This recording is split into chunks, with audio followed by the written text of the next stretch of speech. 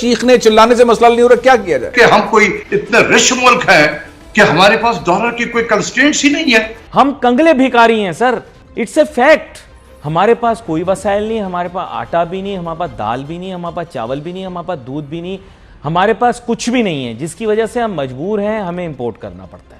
कहते हैं ना कि जब आपके पास जितनी चादर होती है उतने ही पाँव फैलाने चाहिए। सैटरडे और संडे के दिन जो है वो कुछ कमी कर दी जाए, कुछ ऐसा कह दिया जाए कि आप जो है वो ज़्यादा सफ़र ना करें सैटरडेज और संडेज को, तो कुछ ना कुछ बचत की जा सकती है। इस दुनिया में जितने नेशंस बने, आप मिसाल ले लें, इंडिया है या और मुल्क हैं जो उन्होंने अपने आप को बड़ा बनाया है, वो निकले इन क्राइसिस से, वो इसी तरह निकले हैं कि वो एक यूनाइटेड नेशन बने और उन्होंने मिलकर इन सब चीज़ों को डिफर किया, इन सब चीज़ों के खिलाफ बात की है। आज बिल्ली कुत्ते का खाना जो अशफाक साहब कह रहे हैं, या गाड़ी हमारी ज़रूरत नहीं है, हमारा मुल्क हमारी ज़रूरत है, हमें पहले उसके कुछ फैसले ऐसे करने चाहिए। सो कॉल्ड जो हमारे दोस्त ममालिक हैं, उन्होंने भी हमको IMF के साथ टैग कर दिया कि अगर वो देंगे तो हम देंगे। तो ये दोस्त तो ऐसा नहीं करते ना। नहीं, लेकिन हमने चिटिंग की ना। देखें, हम बहुत ही आलमी सतही चीटर हैं। हमने पैसे लिए उनसे और पैसे लेने के बाद हमने मुकर गए। हम मुत्तहिदा जो उनकी वो थी फोर्स, उसका हिस्सा नहीं बने। हमने उनके साथ चिटिंग की। अरब आज तक हमसे खफा हैं और वो हमसे एक तरह से नफरत करते हैं। जफर पराचा साहब, ये बात मैं टीवी पर करना नहीं चाह रहा था, लेकिन मैं मजबूर हूं। सबसे पहली बात यह कि पाकिस्तान का रकबा कितना होगा। वो पहले 7,94,000 किलोमीटर था, अब शायद बदल के कुछ आगे पीछे कर दिया हो, 8 लाख के आसपास होगा। अमेरिका की आबादी शायद 30 करोड़ के लगभग होगी सर। USA की आबादी 30 करोड़ के लगभग होगी, थोड़ी सी ज्यादा होगी, शायद 32 हो जाए, ठीक है। लेकिन उनका रकबा हमसे 10 गुना से भी ज्यादा है सर। वो वसाइल से वो माला माल हैं, हम कंगले भिखारी हैं सर। It's a fact. क्यों हम आवाम को धोखा दे रहे हैं, बेवकूफ बना रहे हैं? लग्जरी इंपोर्ट्स हो रहे थे, जेब में डॉलर नहीं है, बड़े बड़े अशराफिया जो है एक्सपेंसिव कार मंगा रहे हैं, BMW कार, मर्सिडीज, पता नहीं हजारों हजार सीसी की गाड़ी इंपोर्ट हो रही है, कुत्ते बिल्ली के खाने और शैम्पू इंपोर्ट हो रहे हैं, चॉकलेट्स हो रहे हैं, कॉस्मेटिक्स हो रहे हैं, सिर्फ और इंपोर्ट हो रहे हैं, जैसे कि हम कोई इतने रिच मुल्क है कि हमारे पास डॉलर की कोई कंस्ट्रेंट्स ही नहीं है।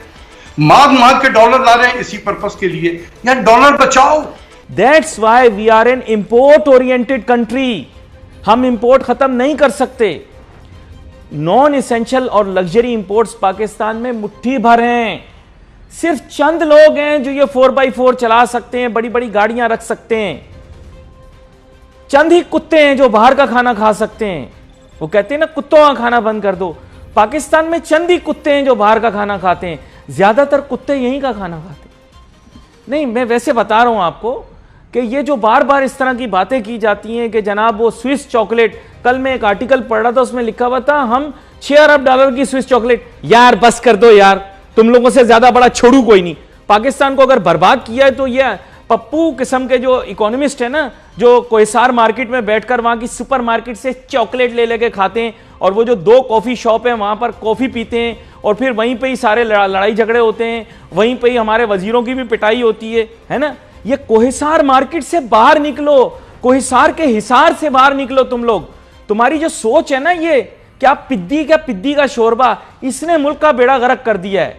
हमारी कोई, मैं आपको सच बता रहा हूं, हमारे मुल्क के अंदर नॉन एसेंशियल बहुत सबसे बड़ा कंपोनेंट पेट्रोलियम है। मैं इनको समझा के थक गया हूं। बोले तेल निकल आया, ये निकल आया, सब फ्रॉड झूठ।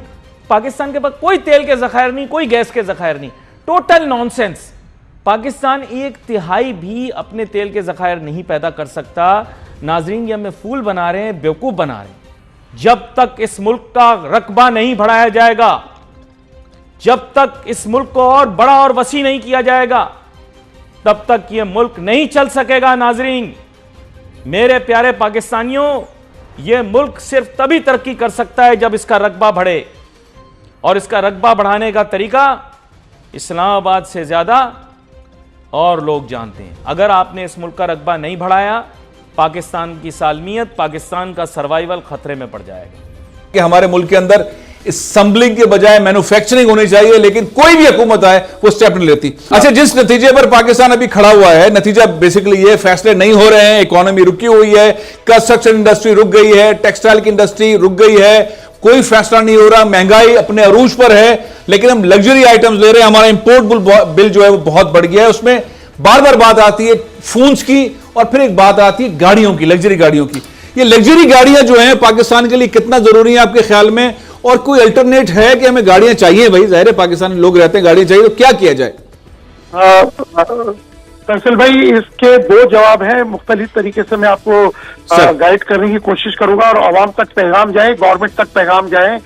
देखिए, एक गाड़ियां तो वो है जो हमारे मुल्क में असेंबल्ड होती है, जिसकी सीकेडी, एसकेडी, असेंबली और सीवीयू ब्रांड न्यू गाड़ियां मंगवाते हैं, और इसमें हमारे मुल्क का ज़र मुबादला डॉलर की शक्ल में जाता है।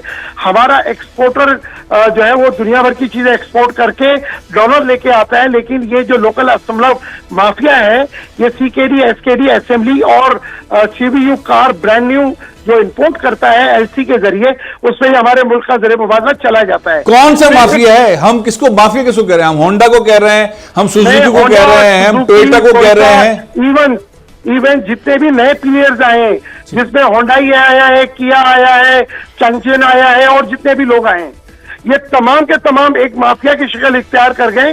किसी जमाने में तो इसलिए टोयोटा, होंडा, सुजुकी थे, अब मजीद 7 और आ गए। अच्छा। अब ये 7 बन के 10 हो गए। तो ये तमाम के तमाम पाकिस्तान को बेड़ा गर्क कर रहे हैं। ये सारे असेंबलिंग कर रहे हैं, इनमें से कोई भी मैन्युफैक्चरिंग नहीं कर रहा है। जी, हमारे मुल्क में जब सुजुकी आई थी, अशफाक हसन साहब मौजूद हैं, उन्हें इस बात का इल्म भी है और उन्हें पता है कि जब 82-83 में सुजुकी आई थी, तो उसने जब डिलीशन प्रोग्राम पे साइन किया था, तो ये वेरी क्लियरली था कि अंडर 5 साल के बाद ट्रांसफर टेक्नोलॉजी हमारे मुल्क में होगी। यही बात टोयोटा की थी, यही बात होंडा की थी, लेकिन आज तक हमें 35 साल से जायद का अरसा हो गया, आज तक हम मैन्युफैक्चरर नहीं है, आज तक हम असेंबलर हैं, आज तक हम सीकेडी, एसकेडी। चले, एक पॉइंट तो आपका ये हो गया। दूसरा, लग्जरी गाड़ियां जो हैं उसकी जरूरत है, हम बड़ी मुश्किल से डॉलर लेते हैं, बड़ी महंगी महंगी गाड़ियां पाकिस्तान में आती हैं। आप इसके हक में बड़ी बड़ी गाड़ियां आनी चाहिए, आपकी एसोसिएशन इसको सपोर्ट करती है, इसके खिलाफ है? मैं उन गाड़ियों को सपोर्ट करूंगा जो टीआर बैगेज गिफ्ट के तहत समंदर पार पाकिस्तानी बेचता है, वो गाड़ी भी बेचता है और डॉलर ड्यूटी बेचता है। आपके मुल्क का एक पैसा जाता नहीं है, वो गाड़ी के साथ आपको डॉलर ड्यूटी बेचता है। जब से ये हुकूमत आई है पीटीआई की, अपना इमरान खान साहब की, वो आगे चली भी गई फिर।